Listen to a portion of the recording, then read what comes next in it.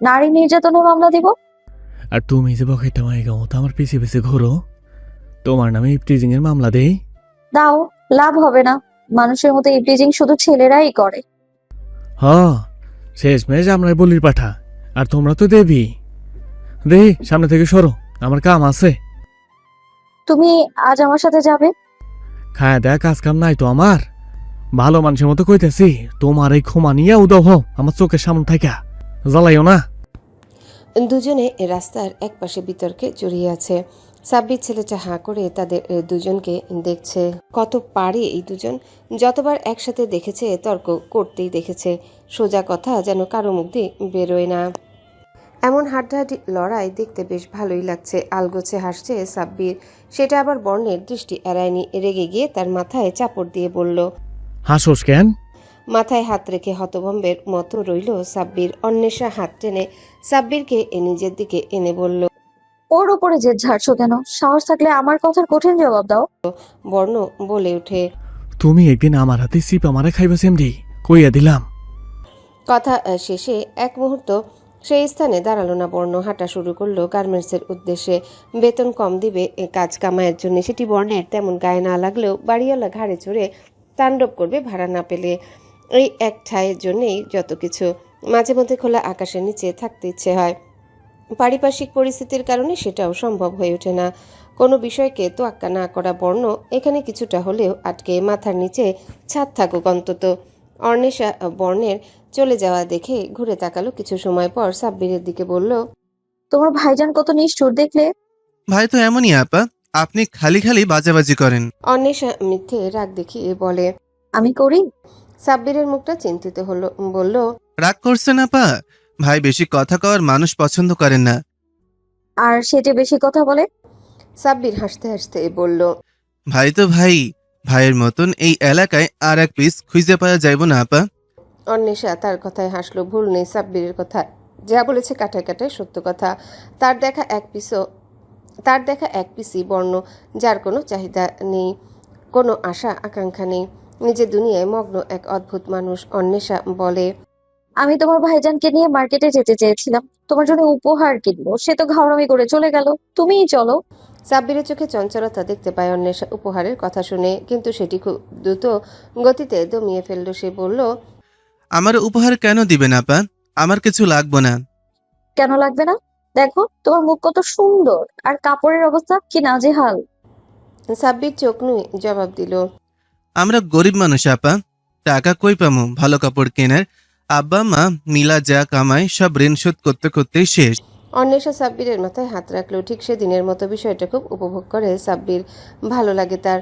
মনে হয় কেউ পরম যত্নে মাথায় হাত বুলিয়ে দিচ্ছে। সাব্বিরের চুল ছেড়ে দিয়ে আদুরে গলায় বলে। বাবা মা দিতে পারে না তো কি হয়েছে? তোমার বোন আছে না, তার যতদিন ক্ষমতা থাকবে তুমি সব আবদার তার কাছে করবে। সাব্বির আশ্চর্য ভঙ্গিতে প্রশ্ন করে। বইন? হুম, বোন। আমাকে আপা বলে ডাকো না, চলো আমার সাথে। সাব্বির ছেলেটিকে নিয়ে এসে নিউ মার্কেটের দিকে। এখানে ফুটপাতে ভালো ভালো কাপড় বিক্রি হয়। অন্বেষা প্রায়শই এখান থেকে কেনাকাটা করে। সামর্থ্য কম থাকলেও এক বিশাল সমুদ্রের ন্যায় অন্তর অন্বেষার মধ্যে। অন্বেষার মধ্যে, যেখানে জল মায়ার। সাব্বিরের মন মতো দুটো টি শার্ট, দুটো প্যান্ট আর দুটো জুতো কিনে নিল। নীলক্ষেত মোড় থেকে চিকেন রোল কিনে সাব্বিরের হাতে ধরিয়ে বলল। যদি কখনো কিছু প্রয়োজন হয় আমায় বলবে, কেমন? ধন্যবাদ আপা, আপনি আমার লাইগা এত কিছু কিনা দিলেন। জানো, আমার বাবা আমাকে অনেক অনেক উপদেশ দিতেন। মা একটু কম দিতেন, কিন্তু সে একটা কথা বলেছিলেন, তোমাকেও বলছি শোনো, নিজের মাথার ঘাম পায়ে ফেলে অর্জিত অর্থ কখনো এমন মানুষের উপর খরচ করবে না যে তোমায় মূল্য দেয় না। যাদের তুমি ভালোবাসো আর যারা তোমায় ভালোবাসে তাদের উপর জান ছিটালেও কোনো ক্ষতি নেই। তারা বিনিময়ে তোমাকে আর্থিক সহায়তা না করতে পারলেও ভালোবেসে যত্ন করে পুষিয়ে দেবে তা। তাই তো আমি তোমাকে এখানে নিয়ে এলাম। আমার তোমায় খুব ভালো লেগেছে জানো। সাব্বির কথাগুলো শুনলো মনোযোগ সহকারে। কিছু সময় পর প্রশ্ন করলো। তাহলে কি আপনি বর্ণ ভাইজানকেও ভালোবাসেন? টাকা খরচ করে যে ভাইয়ের অপারেশন করাইলেন। পা জোড়া এগিয়েছিল অন্বেষা যাওয়ার উদ্দেশ্যে। সাব্বিরের এরূপ প্রশ্নে থমকে দাঁড়ালো। মুখ ফিরিয়ে তাকাতে পারল না। তবে সাব্বির আবারও প্রশ্ন করে। কইলেন না আপা?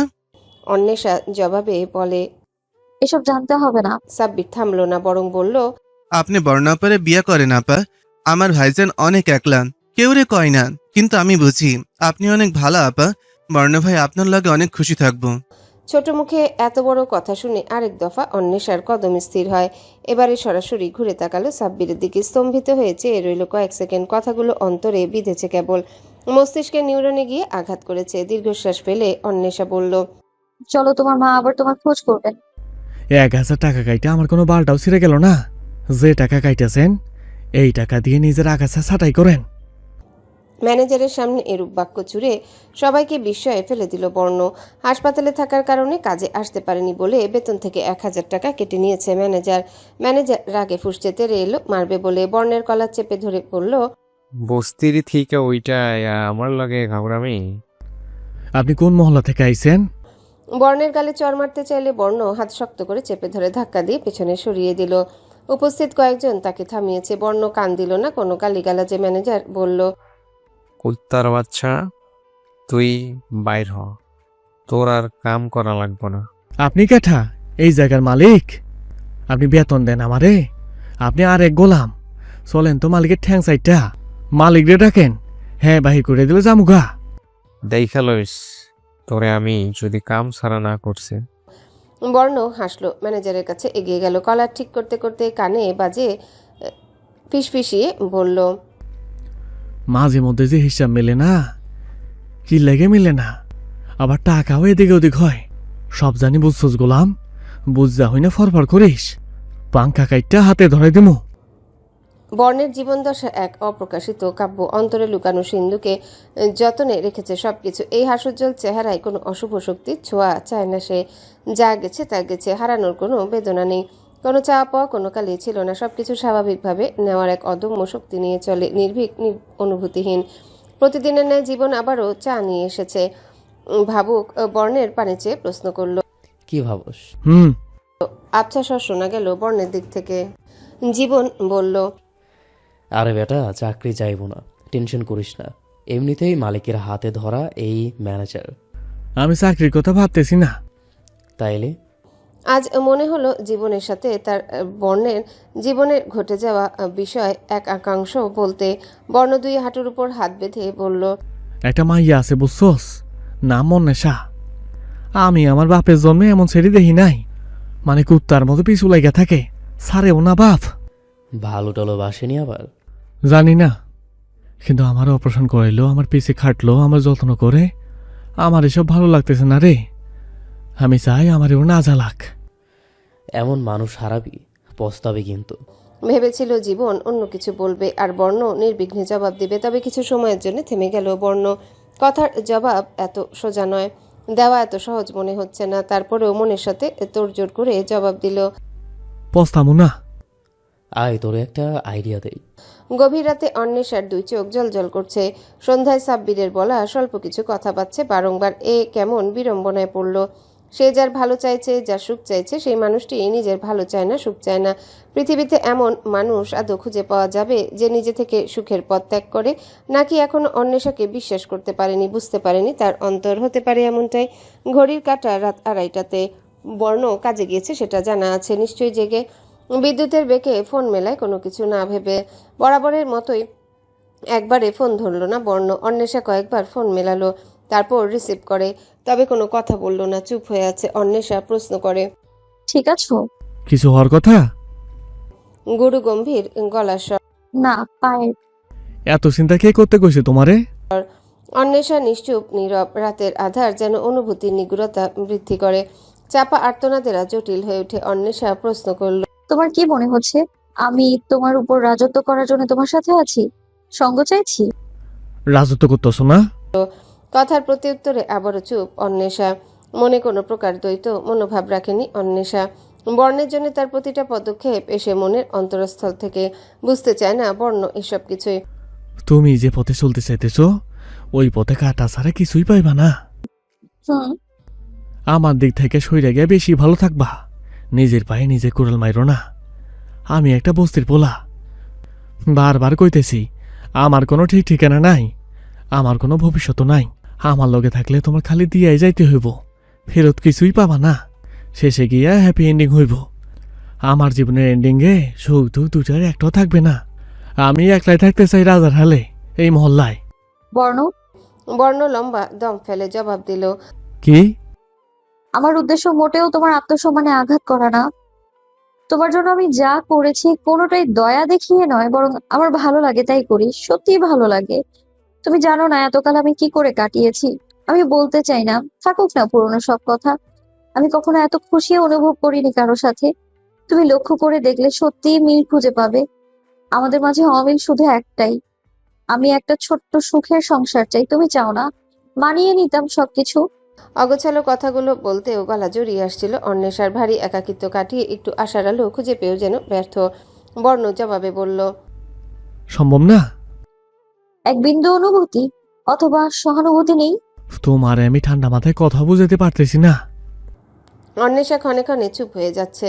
প্রত্যাখ্যানে চোখ টলমল করতে লাগলো। বর্ণ কোনো জবাব না পেয়ে বলে ওঠে, আমার মতো জাহিলের পিছনে তুমি টাকা আর পয়সা দুইটাই নষ্ট করতেছ।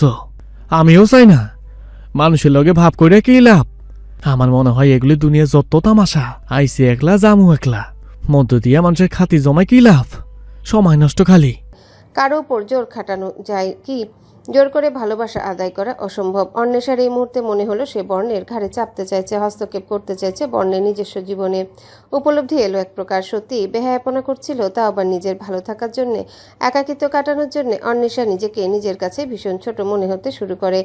অপরাধবোধ জেগে ওঠে তরতর করে। আবেগের প্রবণতা বেশি, যে কোনো প্রকার অনুভূতি এসে হানা দেয় তৎক্ষণাৎ। তোমাকে বড্ড বেশি জ্বালিয়ে ফেলেছি আমি। বিগত রাত্রি কেটেছে তন্দ্রাহীন।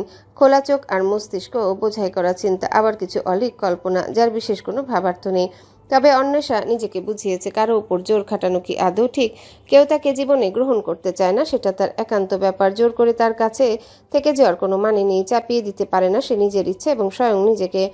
এমনকি অনুভূতি আছে তার মাঝে, অনুরাগের গভীরতা অত্যন্ত অর্বাচীন। তবে কিছু পেতে চেয়ে সেটা হারিয়ে ফেলার ভোগান্তি ব্যাপক। এর আগেও হয়েছে তার সাথে এমন। হাত বাড়িয়ে কিছু চেয়েও পায়নি, শূন্য হস্তে ফিরিয়ে আসতে হয়েছে। বারবার ভাগ্য বলেছে সব ভালো তোর জন্যে নয়। নিদ্রাহীন হীনবল কায়া নিয়ে উঠে দাঁড়ালো। চিন্তা সংকুচিত, কিন্তু কাজ কি আর থেমে থাকবে? পরশুদিন থেকে পরীক্ষা। হয়তো পড়ালেখায় ডুবে ভুলে থাকা যাবে, না পাওয়ার ঝাপসা মর্মবেদনা। তৈরি হয়ে বেরিয়েছে অন্বেষা। আরও একটা দিনে সিংহভাগ দিয়ে দিতে হবে এখানে। মাথায় কাপড় টেনে হাঁটা শুরু করেছে আপন মনে। প্রতিদিনের ন্যায় বর্ণ চায়ের দোকানে মাথা নুয়ে চা খেতে দেখলো তাকে। তড়িঘড়ি করে এগিয়ে গেল অন্বেষা। দরকার নেই কোনো চোখাচোখি হওয়ার। বর্ণ ঠিক সেই সময় মুখ তুলে চাইল। চিনতে ভুল করল না অন্বেষার চলন। তড়িৎ কপালে মৃদু ভাঁজ পড়ে। পাশে থাকা সাব্বির বলে উঠল, আজকে আপা আপনার লাগে ঝগড়া করলো না? গেল গা দিহি। বর্ণ কিছুটা অবাক। সাব্বিরের প্রশ্নে তার দিকে চেয়ে বলল, কি জানি। নীরবতার স্তব্ধতা ভাঙবে না অন্বেষা। নিজের উপর যে লজ্জাবোধ হচ্ছে সেটা দমাতে পারবে একমাত্র তার নির্লিপ্ততা। অবাধ্য স্বপ্নে তরুণ বন্ধ রেখেই চলবে। আজকাল স্বপ্নদল উড়ন্ত অবস্থায় ছিল, সাহস সঞ্চয় করে দৃঢ়প্রত্যয়। এমন এড়ানো ইচ্ছাকৃত নাকি অনিচ্ছাকৃত? প্রশ্নটি একবার বর্ণের মাথায় আসলেও টিকেনি বেশিক্ষণ। এড়িয়ে যাওয়া তার জন্য মঙ্গল। হাত ভর্তি রং নিয়ে এসেছিল মরিচে ধরা বর্ণ সত্তায় মাখাবে বলে। সেটি বর্ণ হতে দেয়নি। নিজেকে উজাড় করার ইচ্ছা নেই যে একেবারেই। তার স্বজীবনাঙ্গনে সাদা কালো রঙই বরং বেশি শোভা পায়। বিশ্ববিদ্যালয় প্রাঙ্গণে পা রেখেছে অন্বেষা। মুখ অবয়ব ফ্যাকাশে, সবসময় এভাবেই চলাফেরা করে সে, প্রতিক্রিয়া শূন্য হয়ে। কারোর সাথে তেমন মিশতে ইচ্ছা হয় না। মিশলেও কিছুদিন পর শুরু হয় মতবিরোধ। কি প্রয়োজন? প্রয়োজন ছাড়া কাউকে অপছন্দের তালিকায় ফেলার। ফ্যাকাল্টি সিঁড়িতে পা রাখতেই পথ এক প্রকার রুখে দাঁড়ালো ঝুম্পার। রুম্পা অনেকদিন পর তাদের সঙ্গে সরাসরি সাক্ষাৎ। স্বাভাবিকভাবে এড়িয়ে যেতে চাইলে ঝুমা বলে ওঠে, আমরা তোমার সিনিয়র, আদব কায়দা কি সব ভুলে গেছো? ম্লান দৃষ্টিতে চায় অন্বেষা। গুরুত্বহীন ভঙ্গিমা জবাব দিল। ভুলিনি আপু। রুম্পা ঝুমার পাশাপাশি দাঁড়িয়ে বলল। সালাম আদাব কিছুই তো পেলাম না। অন্বেষা বাঁকা হেসে বলল, সম্মান পাওয়ার মতো কিছু করলে অবশ্যই সালাম দিতাম আর সম্মান করতাম। গায়ে আগুন ধরিয়ে দেওয়ার মতো শোনায় অন্বেষার বাক্য। তেমন কোনো জটিল সমস্যা নেই তাদের মধ্যে, শুধু উঁচু আর নিচু জাতের ফারাক। এই তফাৎকে অহংকারের কেন্দ্রবিন্দু বানিয়ে জুলুম চালাতে চায় ঝুমা এবং রুম্পা। তাদের মধ্যে অন্বেষার মতো সর্বহারা মানুষগুলো পৃথিবীতে এসেছে তাদের হাতের পুতুল হতে। একই বাড়িতে থাকাকালীন তাদের বেশিরভাগ কাজই করেছে অন্বেষা। করতে না চাইলে বাধ্য করা হয়েছে। বাড়ি ছাড়া করিয়েও যেন মস্তিষ্ক ঠান্ডা হয়নি তাদের। ক্যাম্পাসের বাহিরে না হয় বডিগার্ড নিয়ে ঘুরো, ক্যাম্পাসের ভেতরে কি করবে? অন্বেষা আবারও হাসে, গা জ্বালানো হাসি, বলল। ক্যাম্পাসের ভেতরে আমাদের শিক্ষকগণ আছেন। বলে এড়িয়ে গেল অন্বেষা। দু এক সিঁড়ি উপরে উঠতে রুম্পা বলল, তোমার পাস্ট হিস্ট্রি সব জানছি। কুলাঙ্গার বাটপাট জাত, কপটতাচারীর মেয়ে, এই পরিচয় নিয়ে এত তেজ? অন্বেষার পা জোড়া কেঁপে ওঠে, সাথে সর্বাঙ্গ কিছু মুহূর্তের জন্য টালমাটাল হয়ে পড়ছিল। দেয়ালে হাত রেখে ধাতস্থ করলো নিজেকে, থরথর কাঁপতে থাকা শরীর পেছনে এগিয়ে গেল, কষিয়ে চর বসিয়ে দেয় রুম্পার গালে, বলে, আমার বাবা নির্দোষ ছিলেন, এটা প্রমাণিত হয়েছে, সব প্রমাণ আছে আমার কাছে। আগামীবার আমার বাবা সম্পর্কে কিছু বলার আগে 100 বার ভাববি। তুই কুলাঙ্গার, তোরা যারা নিজে কিছুই করতে পারিস না জীবনে, অন্যের পিছনে লেগে থাকে, না পায়ে ধরে ঝুলে থাকাই তোদের কাজ। দোয়া করি আজীবন এইভাবে আমার পায়ের নিচে পড়ে থাক, আমাকে টেনে নামানোর চেষ্টা কর, আর আমি আরো উপরে উঠি। সিঁড়ি এবং করিডোর কেঁপে উঠেছে অন্বেষার কণ্ঠের ভয়াবহতায়। চুপচাপ থাকা মেয়েটার এমন রূপে বিস্মিত অনেকে। ক্লাসে গেল না অন্বেষা, কান্না পাচ্ছে তাদের সামনে কাঁদলে নির্ঘাত তাকে দুর্বল বলে আখ্যায়িত করবে। উন্মুক্ত লাইব্রেরিতে একাকী বসে আছে বর্ণ, এদিক ওদিক পাখির ন্যায় ঘাড় ঘুরিয়ে ফিরিয়ে দেখছে, যেন কোনো অপেক্ষায়। বাটন ফোনের বোতাম চেপে দেখলো 2টা বাজতে অল্প কিছু সময় বাকি। অবাক হলো অনেকটা, সময় তো অনেকখানি পেরিয়ে। তবে সবুজ বেঞ্চির পাশের খালি সিটের দিকে একবার চেয়ে সেও উঠে দাঁড়ায়। চাকরির ঠিক ঠিকানা নেই, টিউশন বাঁচাতে হবে। অসময়ের বৃষ্টি ভারী বিরক্ত করে, বর্ণকেও করছে। জানতো না এভাবেই পরবর্তী 9 দিনে পাশের সিটটা খালি থেকে যাবে। বিকেলের আলো ম্লান, বর্ষ পেরিয়ে বর্ণের অন্তরে যেন এক অজানা শূন্যতা নেমে এলো।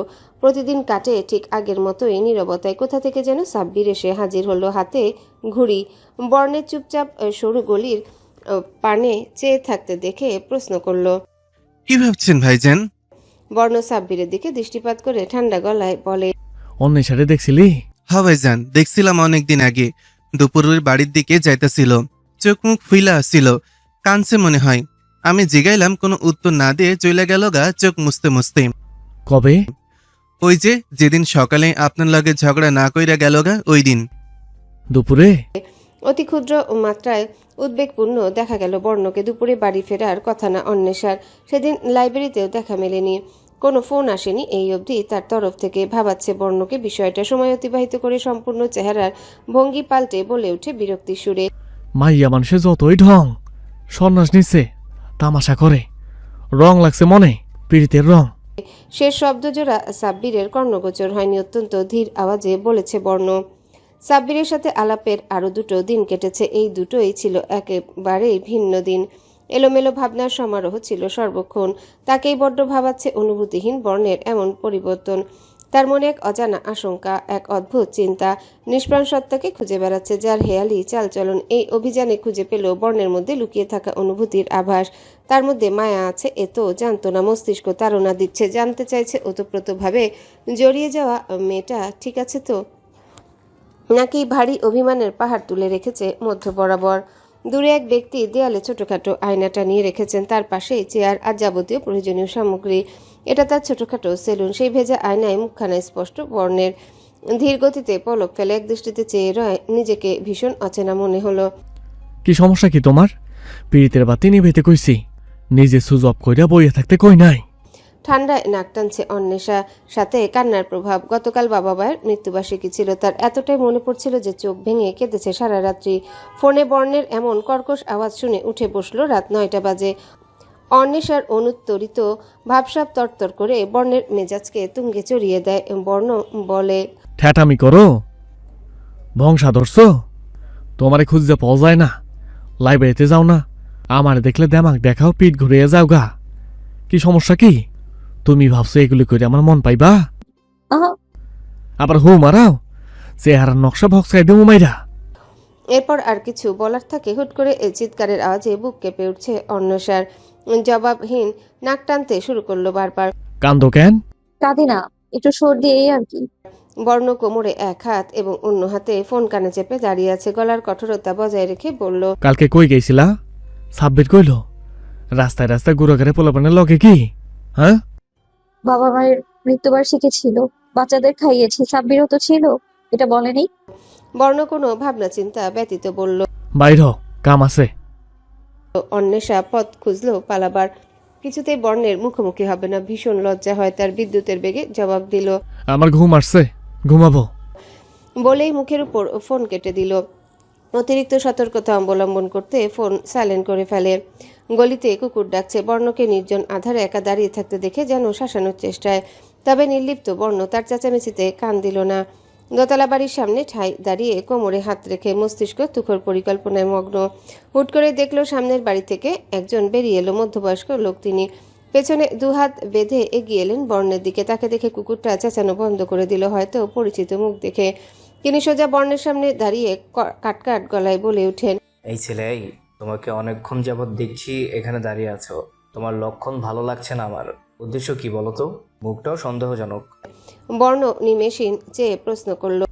এই বাড়িটা কি আপনার চাচার? হ্যাঁ, আমি মালিক। এই রাস্তাটা আপনার? বাড়ির মালিক বিরক্তি সুরে বললেন, রাস্তা আমার হবে কেন? ঠিক, রাস্তা জনগণের।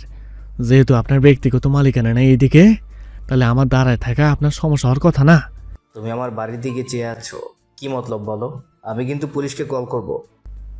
আপনার চোখ দিয়ে তাকাইছি, আমার আপনার মালিকানা আমার চোখ, ওইটা দিয়ে তাকাইছি আমি। বড্ড বেয়াদব তো ছেলে তুমি। এক্ষুনি যাও এখান থেকে, না হয় হাজতে ভরবো তোমাকে। আমাকে চেনো? এলাকার প্রায় সব মানুষ আমাকে ভয় পায়। আর আপনি আমারে মানে? ডরাইতেছেন আমারে? চোর ডাকাত ছিনতাইকারী ভাইবা? বিপরীতে থতমত খেয়ে যান বাড়ির মালিক। অপমানিত বোধ করলো। এই ছেলের সাথে কথা বাড়ানো মানে সময় অপচয়। বাইরে সিসিটিভি লাগানো আছে, বাড়ি গিয়ে এক নজরে রাখা যাবে। তাই কথা না বাড়িয়ে চলে গেল। পেছন থেকে স্বর উঁচু করে বলে উঠল, আপনার বাড়িটা আমার পছন্দ হয়েছে চাচা, কিন্তু টাকা নাই, মাগনা দিবেন? বাড়িওয়ালা চলে যাওয়ার পর বর্ণ বাম দিকে চাইলো। উঁচু দেয়াল থেকে সোজাসুজি একটা খোলা বারান্দা। ব্যায়াম করার ভঙ্গিতে হাত তুলল। শরীরে একটা ভাব এসেছে, বা সৃষ্টিকর্তার নাম নিয়ে উঠে যায় এক লাফে দেয়ালের উপর। অদ্ভুত আওয়াজে ঘুম হালকা হয় অন্বেষার। আড়মোড়া দিয়ে উঠে চোখ কচলে আলগোছে প্রশ্ন করে, কে? দিদি এসেছেন? বারান্দার ঘরের মাঝে কোনো দরজা নেই। একটা টেবিল ল্যাম্প জ্বলছে বিছানার পাশে। অন্বেষা চোখ কসলাতে কসলাতে মাথা ঝুঁকিয়ে নিল। মাঝে মধ্যেই সুদীপ তার মেয়ে আসে, হুটহাট না বলে। ঘুমের ঘর পুরোপুরি কাটার পূর্বেই মনে হলো ডান পাশে থাকা টেবিল ল্যাম্প তার খুব সন্নিকটে।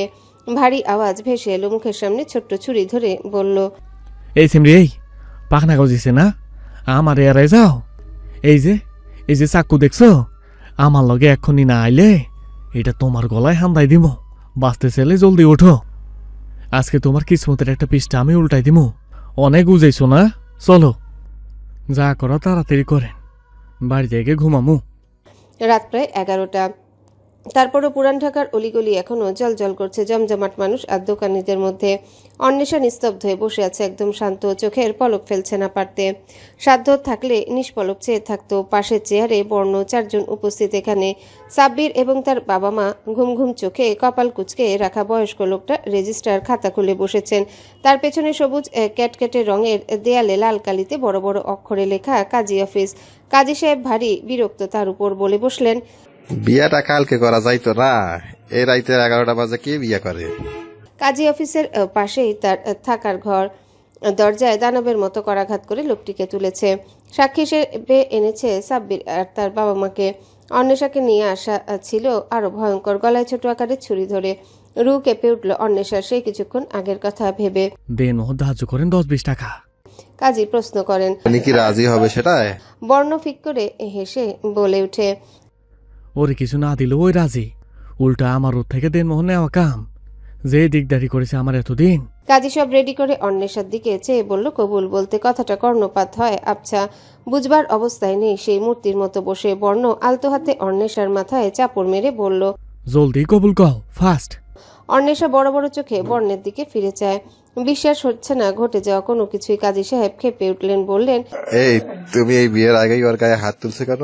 আমার তো বিয়ে পড়াইতে ভয় লাগতেছে। বেশি কথা কইয়েন না মোল্লা চাচা, এটা আমার ওর ব্যাপার, আপনি আপনার কাম শুরু করেন। কাজী সাহেব আবারও নিজের কাজে লেগে পড়লেন। বর্ণ একপাশে ভ্রু উঁচু করে তীক্ষ্ণ দৃষ্টিতে চাইল অন্বেষার দিকে। হাতে থাকা ছোট চাকু আড়ালে তাক করে ফিসফিস করে বলল, তোমার পীড়িতের স্বাদ মেটাবো আমি, 1 সেকেন্ডে কবুল কইবা। আমি? চুপ। কাজী সাহেব বর্ণকে 20 মিনিট অপেক্ষার প্রহর গুনতে হয়। সাক্ষী হিসেবে আসা সাব্বির আর তার বাবা মাকে অধীর আগ্রহে তারা দাঁড়িয়ে।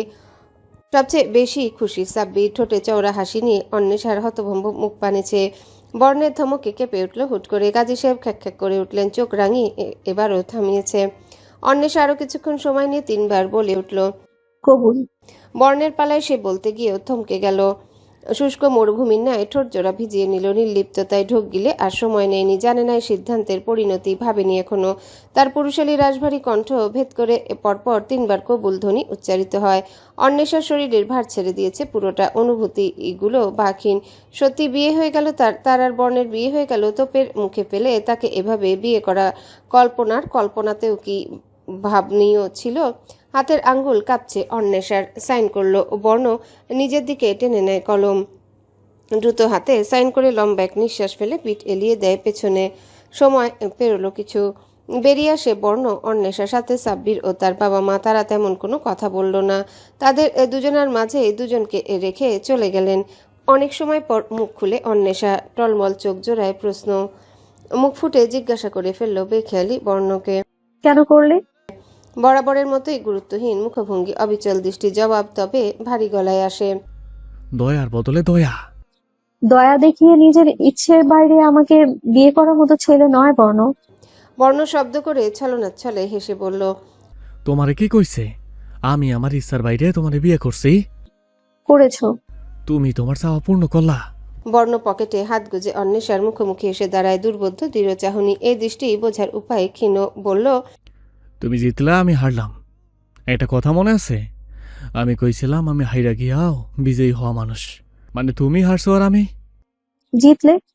ব্যঙ্গাত্মক হেসে বর্ণ জবাব দেয়। অনেক বুদ্ধি তোমার মাথায়, এবার বাড়িতে যাও।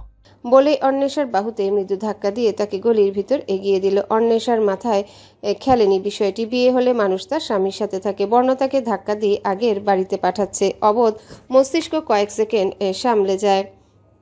সে প্রস্তুত না বর্ণের সাথে থাকার জন্য। হয়তো বর্ণের ক্ষেত্রে একই। একবার ফিরে তাকালো বর্ণের দিকে। অপরিচিত থেকে স্বামী হওয়ার পথ অদ্ভুত ছিল। মাথা নামিয়ে চলে গেল। বর্ণ দাঁড়িয়ে আছে। অন্বেষা গেটের দ্বারে পৌঁছে আবারও ফিরে চাইল। এখনও সেখানে পকেটে হাত গুজে উপস্থিত লোকটি। পরপর চলে গেল নিজের ঘরে। বর্ণ দম ফেলে আকস্মিক স্বল্প বল প্রয়োগে ঘুষি দিল দেয়ালে। চিত্তের বর্ণহীন অনুভূতি যেন এক বিষণ্ণ রাগিনী বাজিয়ে চলেছে। কালো সুতোয় মোড়ানো হৃৎপিণ্ড কাঁপছে। অন্বেষার সাথে বিয়ে করে এক নতুন অধ্যায় সূচনা করলো বটে, কিন্তু অনিশ্চয়তার আধার যেন প্রতিটি পদক্ষেপে তাকে ঘিরে ফেলছে। চিত্তের কোণে কোণে প্রশ্নের বুদবুদ উঠছে। কি হবে এরপর? কোন ধারায় ভেসে যাবে জীবনের প্রত্যেকটা দিন? আলোর ছায়ায় মন যেন দোলা খাচ্ছে। বিয়ের আনুষ্ঠানিকতা সম্পন্ন হলে অজানা ভবিষ্যতে দাঁড়িয়ে সে ভাবছে, অন্বেষা কি সত্যি তার জীবনের সমাধান হবে, নাকি আরও নতুন জটিলতা সৃষ্টি করবে? এই অনিশ্চিত পথে বিরাগ অনুভূতি যেন প্রতিধ্বনি তুলছে বারবার। হয়তো উত্তর খুঁজতে হবে সময়ের হাত ধরে। নিঃশব্দে ছাদের রেলিং ঘেঁষে বসে বর্ণ। পায়ে কোনো জুতো নেই। একটা হাঁটু উঁচু করে ভাঁজ করেছে, সেখানে হাত রেখেছে। অন্যটি জমিনে সোজাসুজিভাবে রাখা। আকাশ পানে তুলে রয় মুখ। একের পর এক সিগারেট শেষ করছে। নিজের টাকায় কিনেছে এবারে। আজ সেই ভার এই মস্তিষ্কে, সেটি সামান্য কমানোর আশায় রং বদলায় তার দৃষ্টি। বাতাসে মিশে যায় সে বর্ণের অশান্ত অনুভবেরা। বক্ষ গহ্বরে নামনা জানা ঝড়। জীবনের মেলায় যেন হারিয়ে যায় কানের সুর। সেখানে কেবলই নিস্তব্ধতাই। নিস্তব্ধতার ভাগিদার জুটালো আজ। কি করলাম, কেন করলাম? ফটাফট সোজা হয়ে যায় বর্ণ। কেমন যেন ছটফটে অনুভূতি হলো তার মাঝে। পাগল পাগল লাগতে শুরু করলো নিজেকে। চুল খামচে ধরলো দ্রুত গতিতে, শ্বাস প্রশ্বাস ফেলতে ফেলতে। মুখ খামচে নিজের মধ্যে অবস্থানরত অজানা দুর্বলতার উপর জয় পেতে চাইল। বুক কেঁপে কেঁপে উঠছে। নিজেকে নিজেই নিষ্প্রতিভ সুরে প্রশ্ন করে, এরপর কি? ভাবলাম না, চিন্তা করলাম না, কি করবো? সংসার। একে একে সবকিছু বদলে যায়। অনুভূতির রং, হাসি, ছন্দ, কিন্তু তার মনে রয়ে যায় একটাই প্রশ্ন, এই পরিবর্তনের সংজ্ঞা কি? শূন্যতা নাকি পরিপূর্ণতা? কোনো দিক বিবেচনা করে এরূপ সিদ্ধান্ত নিয়েছে। আমার অন্তরে যে পোড়া কয়লা, ওই কি জানে? বিভোর বর্ণ এভাবেই রাত কাটাচ্ছে ছাদে। বুক ধরফর করছে তার। জনির চোখ পড়েছিল অন্বেষার উপর। কানাকানিতে শুনেছে বিয়ে করতে চায় তাকে। ঠিক তখনই এই মগজ উল্টাপাল্টা তাড়না দেওয়া শুরু করে। চিন্তা চেতনার এলোমেলো সঞ্চারণ। কি থেকে কি করবে বুঝতে পারছিল না বর্ণ। উদ্গ্রীব হয়ে উঠে উন্মত্ত হয়ে বিয়েই করে নিল। ভবিষ্যৎ কি এই সম্পর্কের? ভাঙা দুটো কাঠের টুকরো ছাদে। বর্ণের চোখ গেল সেখানে। আপনা আপনি হাত জোড়া এগোয় সেদিকে। ভগ্ন 2 জোড়া কাঠকে একত্রিত করে। ভাঙা দাগ রয়ে গেছে, তবে একত্রিত। অসম্পূর্ণ কাঠের পৃথক টুকরা যেন এক গঙ্গা। পকেটে গুজে নেয় বর্ণ, কিছুটা ভঙ্গুর তবে সম্পূর্ণ কাঠের টুকরোকে। দেহ ছেড়ে দিল ময়লা মাখা ছাদ জমিনে। হাত পা ছড়িয়ে শুয়ে দেখছে, উঠানামা করছে বুক। নেত্রযুগল ক্ষুদ্র আয়তন, দর্শন এসে নিকষ কালো আধার। ভোরের আলো থেকে গোধূলি রাঙা আকাশ, জীবনের কাহিনীগুলো নানান রঙের পরশ দিয়ে যায়। সাদা পাতায় আঁকা কালি দিনান্তে হলো রঙিন। এই জগতে চলমান পথিকের অজানা যাত্রা, অজানার পথে চলতে চলতে হলো পরিচয় বিবর্ণ রঙের সাথেও। অবশেষে এই পরিচয়ে যোগ হয়েছে মাত্রা। সুপ্ত ভালোবাসার স্রোতে ভাষায় নীরব চিত্ত। একটা নীরব সন্ধ্যার কোলে ছিল নির্লিপ্ত।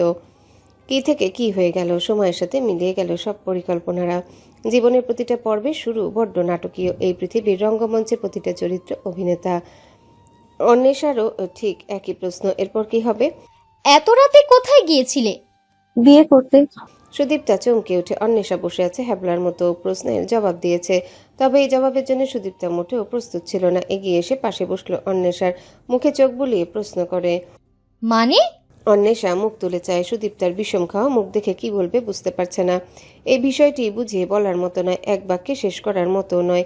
নিজেই এখন পর্যন্ত বিষয়টা মস্তিষ্কে ধারণ করতে পারছে না। সংকট নিজস্ব শব্দ ভাণ্ডারে।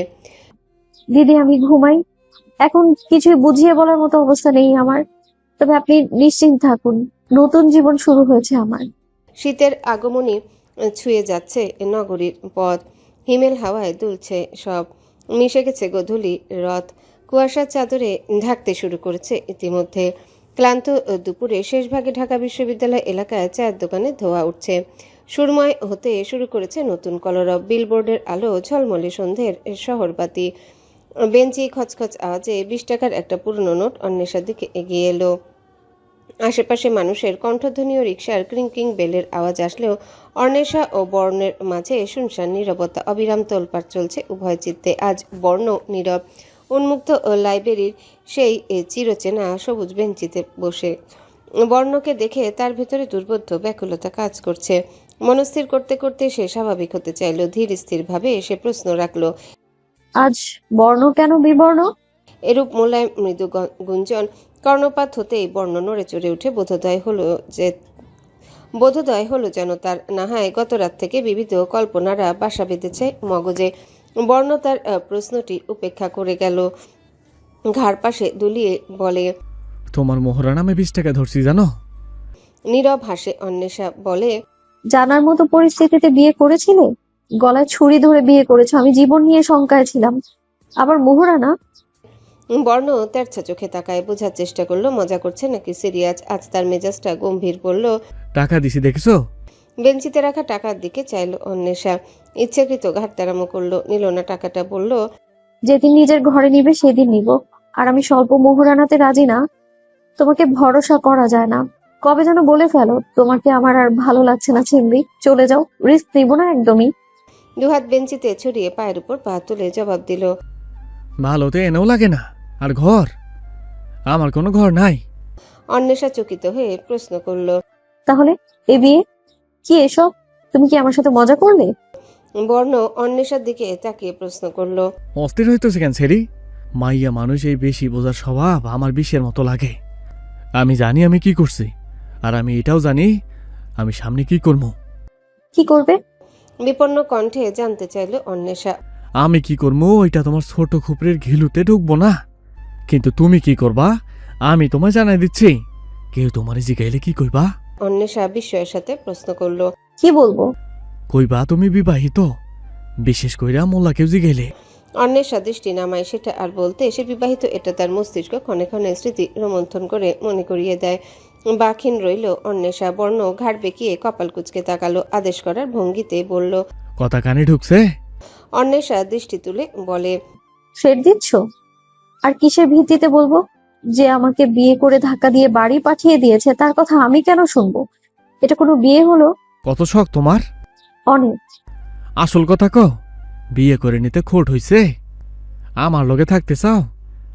আমার কাছে আইয়া ঘেঁষাঘেঁষি করতে চাও? বন্দি এক ঘরে আমার বিছা?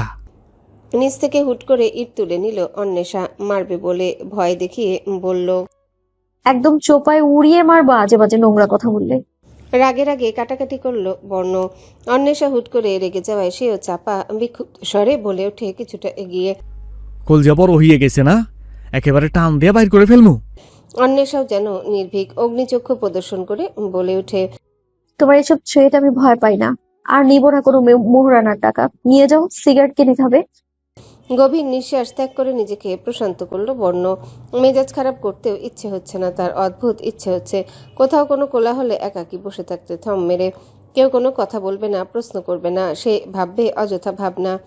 তোমার মুখ দেখে মনে হচ্ছে তুমি বিয়ে করে বিষণ্ণ। কই, কে যেন বলেছিল যে সে খারাপের মাঝে ভালো থাকতে জানে, হেরে গিয়েও জিতে যায়। বেটা মানুষের লগে থাকবা, আমি বেচেলার থাকি, আমার লগে আরো 3 জন জুয়ান পোলা থাকে, ওগো মধ্যে তোমার রাখবো। হ্যাঁ, বালের আবে কি পেশাল পারলেই হয় না? কাম নাই কাজ নাই, সকালে দুপুরে রাতে কি গিলবা? আমারে গিলবা? বলে অন্বেষার ব্যাগটা ছো মেরে নিয়ে নিল বর্ণ। ব্যাগের চেন খুলে 20 টাকা রেখে আবারও ব্যাগ স্বল্প বল প্রয়োগ করে ছুড়ে দেয় অন্বেষার দিকে, বলে, এমনি আমার মাথা খাইছো?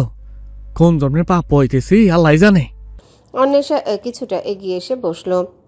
বাঁকা চোখে বর্ণ দেখলো সেটি, তবে তাদের মধ্যে দূরত্ব আছে। নরম কণ্ঠ এবং বুঝানোর ভঙ্গিতে অন্বেষা বলল, দুজনের খাওয়া দাওয়াতে আর কতই বা খরচ যায় বলো, ম্যানেজ করে নিব। তুমি ততদিনে আরেকটা কাজ খুঁজে পাবে। ভালোই হয়েছে, সারা রাত জেগে কাজ করে এমনিতেও ঠিক না। আর বাড়ি, তুমি অন্য একটা ঘর দেখো আশেপাশে, না হয় আমি যেখানে থাকি। অন্বেষার কথা সম্পূর্ণ হতে না দিয়ে বর্ণ বলে ওঠে, না, আমি এদিকে আর থাকুম না। আর তোমারে তো তারা কিসের ভাই, ধৈর্য ধরতে পারো না? বর্ণের মুখে ভেসে বেড়াচ্ছে অনেক চিন্তার গল্প। স্বীকার করছে না, সংযত রেখেছে নিজেকে। দুর্ভাবনায় জর্জরিত মুখাবয়ব দৃষ্টিগোচর হয় অন্বেষার। ব্যাগ থেকে ঠান্ডা পানির বোতল বের করে এগিয়ে দিল তার দিকে। বর্ণ অন্যদিকে চেয়ে হাতে নেয়, গটগট করে গিলে শেষ করে বোতল মুচড়ে ফেলল এক হাতে। অন্বেষা হিমপবনের ন্যায় শীতল গলায় বলে বসে, আমার একটা সাদামাটা সুখের সংসার চাই বর্ণ, যেখানে কি তোমার আর কি আমার, সব আমাদের। তুই নিজে খাইতে পাস না, আবার এখন গলায় ঝুলাইছো অন্য বেডিরে। কি খাওয়াবি বউরে?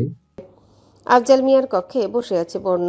এসেছিল আলোচনা করতে, উল্টো তিনি বউ খাওয়ানোর বাণী জুড়ে বসেছেন। ভ্রুকুটি করে কিছুক্ষণ তাকালো বর্ণ। এত কথা ভালো লাগছে না, কাজের কথা না বলে আজাইরা আলাপ জুড়েছে। আমার মগজ একটু একটু করে ভুনে করে খাওয়ামো, লগে কিডনি ভাজি আর কলজার ঝোল তরকারি। বিকৃত মুখভঙ্গিতে আফজাল মিয়া খ্যাক খ্যাক করে বলে উঠলেন, খবিস কোন হানকার জানি। বেহুদা অর্থহীন কথায় নিজের সময় অপচয় বলে মনে হলো বর্ণের। অবশেষে বর্ণ গম্ভীর ভঙ্গিতে মূল প্রসঙ্গে এলো, বলল, চাচা এত কথা মজা লাগে না, উপরের ঘরটা কি পরিষ্কার করে দিবেন? আফজাল মিয়া প্রতিউত্তর করল, নিজেরা যদি কইরা নিতে পারছো তাহলে কর, উপরের ঘরের ভাড়া বেশি কইলাম। বর্ণ আফজাল মিয়ার এরূপ কথায় ক্রুদ্ধ হয়ে বলে ওঠে, উপরের ঘর বছরের পর বছর এমনি পইরা আছে, হঠাৎ করে এটার দাম কেমনে বাড়লো? আমি যাই ভাড়া দেই ওইটাই দিমু, লন লাগলে নিজেই পরিষ্কার কইরা লইলাম। এহো, আমার ঘরের দাম আছে হুমন্দির নাতি। বর্ণ ঠোঁট শক্ত করে বলে উঠল, এক পাও কবরে গিয়া আছে, তাও শরীর ভর্তি টসটসা লোভ। 2 দিন পর মইরা যাইবেন, আমি কিন্তু দাবি ছাড়বো না, মরার পরও দাবি রাখমু। আপনি আমারে ঠকায় পুরো ঘরের ভাড়া বেশি লইছেন। আফজাল মিয়ার স্ত্রী ভীতু স্বভাবের। এতক্ষণ দুজনের কথা চুপচাপ শুনছিলেন, হুট করে আতঙ্কিত হয়ে ওঠেন। মুখে সেই চাপ স্পষ্ট। স্বামীর পিঠে হাত রেখে বললেন, এই তুমি ওর কথাই মাইনা লও। বর্ণ বাঁকা হাসে বলে উঠে, চাচি, আপনি তো বুদ্ধিমতী, কেমনে বিয়ে করলেন এই খাটাস বেটারে? আপনার দরকার আছিল আমার মতো তাগড়া জোয়ান একটা পোলা। কিসের বুড়া চক্রে পইরা আছেন আপনি? লন বিয়ে করি। আফজাল মিয়ার স্ত্রী ঠিকই ধরতে পেরেছেন বর্ণের ঠাট্টা। লাজুক ভঙ্গিতে মুখ লুকিয়ে বলে ওঠেন, যা ছেড়া। অন্যদিকে মুখোমুখি অপমানে রেগে গেলেন আফজাল মিয়া। বর্ণকে চট দেখিয়ে বললেন, নিজের বউ লইয়া থাক, আমারটার দিকে নজর দিস কেন? বর্ণ কাপড় ঝাড়া দিয়ে উঠে দাঁড়ালো, হাসতে হাসতে বলল, রাতের অন্ধকারে বউ ভাগায় লইয়া যামু? ভালোই ভালো কইতাছি উপরে ঘরে চাবিটা দিন। আমি কইলাম এক কথার মানুষ চাচা। বর্ণের পিছু পিছু গেট অব্দি এসেছে আফজাল মিয়ার স্ত্রী। বর্ণ খেয়াল করেও পিছু তাকালো না। এক পর্যায়ে বাড়ির সদর দরজা পর্যন্ত আসলে বর্ণ ব্রেক কষে নিজের চলনের দুষ্টু মুখে প্রশ্ন করল, আরে চাচি কইলাম না নিশিরাতে আপনারা ভাগামু, এত তাড়াহুড়ো কেন? তাগড়া জুয়ান বর্ণেরে দেখে ফিদা হইয়া গেলেন নাকি? আফজাল মিয়ার স্ত্রী কপট রাগ দেখিয়ে কানমলা দিলেন বর্ণের। বর্ণ হাসছে, হেসে হেসে অভিনয় করছে ব্যথা পাওয়ার। মিথ্যে আর্তনাদের সুর কান ছাড়লেন না তিনি, তবুও বললেন, আমার লগে মস্করা করো? করলাম একটু, আপনি আমার ডার্লিং লাগেন না? আলতো করে চাপড় দিলেন বর্ণের গালে, বলতে লাগলেন, মস্করা কর, হাসি খুশি থাক, কিন্তু লগে এই ভাদাম্মার বোর রাস্তায় রাস্তায় না ঘুরাইয়া দায়িত্ব ল। তুই কিন্তু এখন একলা না, বউ আছে তোর। বর্ণের মুখ কুচকে বলে উঠে, আপনারে আমি ভালো ভাবছিলাম, আপনি জ্ঞান দিতে শুরু করলেন কি লেগা? বিয়ে করবো না কিন্তু। চুপ থাক, বউটারে যত্ন করিস, জনির লগে লাগালাগি কামাই দে, তোর আর ওর দুশ্মনী আবার বউয়ের উপর না পড়ে। বর্ণ চুপ হয়ে গেল। জনি ওর থেকে বাঁচানোর জন্যই তো এত কিছু। চক্ষু নুয়ে দীর্ঘশ্বাস ফেললো। বর্ণ বলল, ওর লগে আমার অনেক হিসাব নিকাশ আছে চাচি।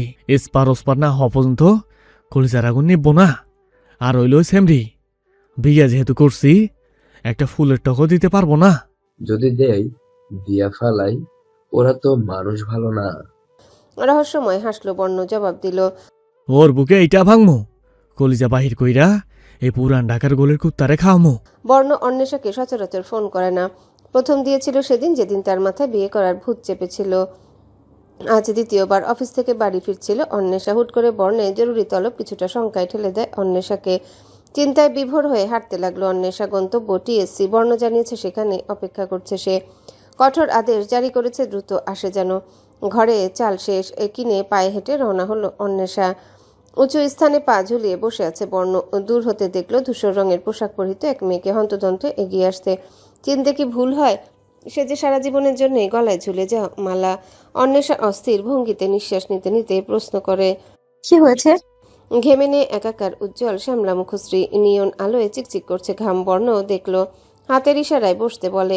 অন্বেষা বসে স্বস্তির নিঃশ্বাস ফেলে জিজ্ঞাসু দৃষ্টিতে তাকায় বর্ণের দিকে। আমার মেসের নলে 3 দিন যাবত পানি নাই। আজব একটা কথা শুনে হতভম্ব অন্বেষা। মেসে পানি নেই এটা জানানোর জন্য ডেকেছে, প্রত্যুত্তরে জানতে চায়, তো আমিও 3 দিন যাবত গোসল করি না। আমার কাছে আইবা? তোমার মনে তো পীড়িতের রং। আহো, তোমারে জড়াই ধরি। জড়িয়ে ধরার ভনিতা করার কিছুটা এগিয়ে আসতে চাইলে অন্বেষা পিছনে সরে যায়। বিকৃত ভঙ্গিতে বলে, নোংরা কোথাকার, এসব বলতে ডেকেছো? ইচ্ছে হলো গালটা চেপে ধরতে, তবে তেমন কিছুই করেনি। বর্ণ দাঁত কিরমির করে বলে ওঠে, ইটিস পিটিস পীড়িতের রং গায়ে মাখার আগে মনে আসিল না আমি গান্ধা? লম্বা নিঃশ্বাস ফেলে নিজেকে ধীর স্থির করলো অন্বেষা।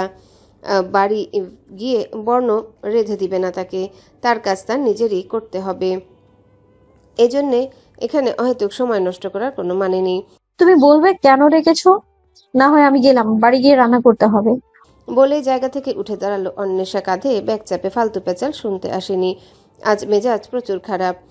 আরে বহনা সেরি, আহো বাসর প্ল্যান করি। অন্বেষার চক্ষু ছানা বড়া। বলে কি ছেলে, বাসর প্ল্যান করবে মানে? অন্বেষাকে এভাবে দাঁড়িয়ে থাকতে দেখে বর্ণ তার হাত টেনে পাশে বসায়। আরে তোমার আর আমার বাসর প্ল্যান করমু, একটা ঝাঁকা নাকা প্ল্যান আছে আমার কাছে। হতবুদ্ধির মতো চেয়ে এখনো অন্বেষা এই ছেলেটার প্রেমে পড়তেই হলো। বর্ণ তো আক্কা না করে বলল, রং বেরঙের লাইট, তারপর ফুল আনমু কয়েক কালারের। ফুল জানি একা বোরিং ফিল না করে, তাই কয়েকটা পাতা বাহার গাছও দরকার। ফুল লতা পাতা লাইটের বাসর। আমার বিয়েছে বাসর নিয়ে বেশি টেনশন। বিরক্তি আর বেহায়াপনার চরম সীমানায় পৌঁছেছে আলাপন। অন্বেষা বর্ণের মতো করেই বলল, হ্যাঁ, তারপর দুজন চোখে মুখে কালি মেখে ঝিঙ্গালালা হু হু করবো। অন্বেষার বাহু চাপড়ে বর্ণ বলল, মাখন একটা আইডিয়া দিছো সেমডি। তর্ক করেও খানি সংকোচে পড়ে গেল অন্বেষা। মুখ ফুটে বাসরের কথা বলছে লজ্জাহীন ছেলেটা। নারীর কাছে প্রথমবার শুনতে বিষয়টা ভীষণ লজ্জাজনক বটে। হাওয়ায় ভেসে বিয়ে করে ফেলার পর বিয়ে পরবর্তী সময় নিয়ে কি ভাবার সময় ছিল? বর্ণ ক্ষুদ্র চোখে লালা বর্ণ ছোঁয়া মুখ পানে চেয়ে প্রশ্ন করে, লাল নীল বাতি জলে কেন মুহে? আহো তোমার সিগনালে খাড়া করে দিয়ে আহি। অন্বেষা মাথা নত করে শক্ত স্বরে বলে ওঠে, কি বলতে ডেকেছো স্পষ্ট করে বলো। যদি না কই কি করবা? মারবা? স্বামীর উপর হাত তুলবা? সি সি সি সি সি, এগুলো পাপ জানো না? স্বামী শব্দটি ঝংকার দিয়ে কানে বাজলো। বর্ণের কাছে শব্দগুলো ভীষণ স্বাভাবিক, তার কাছে ততটাই অস্থিরতার কারণ। নতুন অনুভূতিগুলো যেন শব্দহীন। ভালো লাগা নাকি খারাপ লাগা কিছুই বোধগম্য হলো না। বিভ্রাট সৃষ্টি করলো এই দুয়ে। কাঁধে থাকা ব্যাগ শক্ত করে চেপে রইল। বর্ণ ইচ্ছাকৃত অধিক সময় ব্যয় করে বলে, কালকে সকালে তোমার যত বালের ক্লাস, বালের অফিস, বালের রান্না বান্না সব আছে, সব বাদ। বাড়িওয়ালার কইয়া বাড়ি ছাড়বা। এমনিতেও বাড়িওয়ালা বেটার লগে আমার একটু পার্সোনাল দুশ্মনী হইয়া গেছে, আর আমারও চাকরির গুল্লি। আমি আপাতত না হয় 1000 টাকার মালিক, কিন্তু বেকার। মনে থাকবো যা যা কইছি? অন্বেষা দৃষ্টি তুলে শুধায়। এসব কেন করব? সংসার করার শখ না, শখ মিটামো। কালকের পর থেকে বর্ণের লগে জুইরা প্রতিদিন পুরাবো, তারপর তোমার নিয়ে গিয়া আমি কয়লা মিলে বেচা দিমু। অন্বেষা বাড়ির দিকে রওনা হয়েছে। তার কয়েক কদম পিছু পিছু বর্ণ হাঁটছে এবং দেখছে শক্ত হাতে ভারী চালের ব্যাগ তুলে রাখা দুর্জয়ী রমণীকে। একবার মায়া হলেও মন থেকে মায়া ঝেড়ে ফেলে দেয় আকস্মিক। এত মায়া যে বরাবরের মতোই তার পোষাবে না। কিছুতেই অনুভূতিহীনতার সাথে আপোষ নয়। মায়ার স্থান গ্রহণ করলো প্রশ্ন, কি করে মেয়েটা এত দুঃসাহসী? এত বল কোথা থেকে আসে তার এই দেহে? মনের বল দেহ বল রূপে জ্বলিত হয় বুঝি? হুট করেই গলির মুখে অন্বেষার পদচারণ থামে। তার কদম অনুসরণ করে চলা বর্ণেরও কিছুটা অবাক অন্বেষা। বর্ণের চোয়াল শক্ত হয়ে ওঠে। পেছন থেকে সামনে এগিয়ে এলো, দূরত্ব দিয়ে এক হাত আর কনুই এর সাহায্যে শক্ত স্থানে ভর করে দাঁড়ালো। অন্বেষার পথ আটকে দাঁড়ানো জনির ঠোঁটে হাসি। নরম গলায় অন্বেষাকে প্রশ্ন করে। আপনি কি এই মহল্লায় নতুন মিহি? অন্বেষা কিছুটা বিব্রত হয়ে জবাব দেয়। জি। জনি বুঝবার ভঙ্গিতে মাথা দুলালো, বলল। আচ্ছা, হাসিব চাচার বাড়িতে থাকেন? অন্বেষা আবারও সাবলীল স্বরে জবাব দেয়। জি।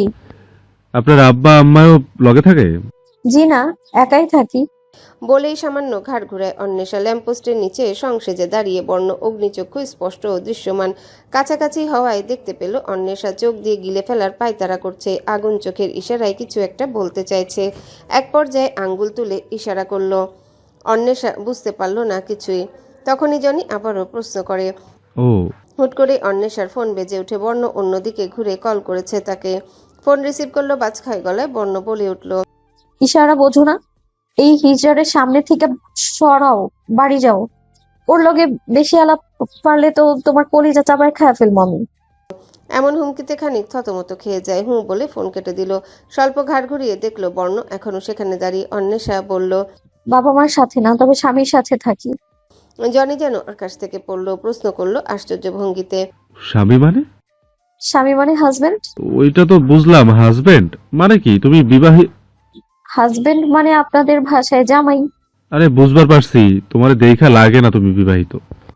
না লাগলে কি করার বলুন, সত্যি তো এটাই। জনি উদাস স্বরে বলে ওঠে। আসি তাহলে। আমার গুন্ডা টাইপ স্বামী যে কোনো সময় রেগে ফায়ার হয়ে যেতে পারে। জনি মাথা দুলিয়ে বলল। হ্যাঁ যাও। অন্বেষা গলির মধ্যে যেতে যেতে পিছু তাকা একবার বর্ণের দিকে চেয়ে জনির পানে দৃষ্টিপাত করলো। বলল। অপরিচিত মানুষকে আপনি বলে ডাকবেন, ঠিক আছে? তাছাড়াও আমি আপনার বড় বোনের মতো। সূর্যজ্যোতি ভূমণ্ডলে পড়েছে কিছু সময় পূর্বে। পাখিরা সুর বাজে এদিক ওদিক জানান দিচ্ছে নতুন দিবা শুরু হয়েছে। দিন এবং রাত পেরিয়ে কতটা সময় না রয়ে যাওয়া হলো এই ধরিত্রীতে। মনে হয় যেন এক লম্বা সময়, যেন কত বর্ষ। দিবস বাস্তবানুক আর রজনী বিকল্পনার। ধুন্দোলা আয়নায় মুখ দেখছে অন্বেষা। সতেজ হতে মুখে কয়েক ঝাপটা দিল জলের। হাত দিয়ে ঘাড় অবধি ভিজিয়ে জিরিয়ে নিল কিছুক্ষণ। এরপর বেরিয়ে এসেছে। সব গোছগাছ রাতেই শেষ। জানানো হয়েছে সুদীপ্তকেও। সেও একজন বুদ্ধিমতী নারীর মতো সবটা স্বাভাবিক নিয়েছেন। সুদীপ্তাও জেগে উঠেছেন। তাড়াতাড়ি বিদায় দিবেন অল্প দিনের সঙ্গীকে। হাসি মুখে এসে বললেন। শুভ সকাল, যাচ্ছ তাহলে? অন্বেষা এগিয়ে আসে। সুদীপ্তার দুহাত আগলে নিয়ে বলল। হ্যাঁ দিচ্ছি তো, কিন্তু অতটাও দূরেও না, আসবো মাঝে মধ্যে। অনেক অনেক আশীর্বাদ রইল তোমার জন্য বোন। স্বামীর সংসার মন দিয়ে করবে। পুরুষ মানুষ একটা আলাদাই জ্বালা। অন্বেষা লাজুক হাসে বলে। আমারটা আরো বড় জ্বালা। শোনো, দুপুরের খাবার কিন্তু আমি দিয়ে আসবো তোমাদের জন্য। অন্বেষা দুদিকে মাথা দোলায়। না বলতে চাইলে সুদীপ্তার মেয়ে এসে তাকে জাপড়ে ধরে। অন্বেষা একগাল হেসে তাকে কোলে তুলে চুমু খেলো। মেয়েটি বলল। মাসি, তুমি চলে যাবে? আমাদের সাথে থাকো। মেয়েটির মায়াভরা কণ্ঠে অন্তর ব্যথিত হলো। অন্বেষার কি নিদারুণ স্নেহ তার কণ্ঠে। কতদিনই হয়েছে এখানে, আর 1 মাসও পূর্ণ হয়নি। অদৃশ্য ভালোবাসার সম্পর্কে জুড়ে গেছে তারা। অন্বেষা বুঝানোর ভঙ্গিতে বলল। বেশি দূরে যাচ্ছি না তো মা, তুমি যখন ইচ্ছে চলে আসবে, ঠিক আছে? আদুরে গলায় প্রশ্ন আসে। আর রাতে রাতে গল্প শোনাবে না? মুখ মিয়ে আসে অন্বেষার। বাচ্চা মেয়েকে কি বুঝাবে? নিষ্পাপ মন কষ্ট না পেয়ে বসে। সুদীপ্তা সামলে নিল মেয়েকে। ইতিমধ্যে দুবার ফোন বেজেছে। বর্ণ গলির মোড়ে দাঁড়িয়ে আছে। অন্বেষা ব্যাগপত্র নিয়ে বেরিয়ে গেল। কিছু মালপত্র বাকি, সেগুলো এসে নিয়ে যাবে। হাঁটতে হাঁটতে বর্ণের সামনে গিয়ে হাজির। স্বাভাবিক চোখে চেয়ে বর্ণ বলল, হ্যালো বন্ধুরা, পরবর্তী পার্ট খুব তাড়াতাড়ি আসবে, তো সবাই অপেক্ষায় থাকো। আর চ্যানেলটি যারা এখনো সাবস্ক্রাইব করোনি তারা পরবর্তী পার্ট দেখার জন্য চ্যানেলটি সাবস্ক্রাইব করে রেখো। ধন্যবাদ সবাইকে, আমাদের সাথেই থেকো।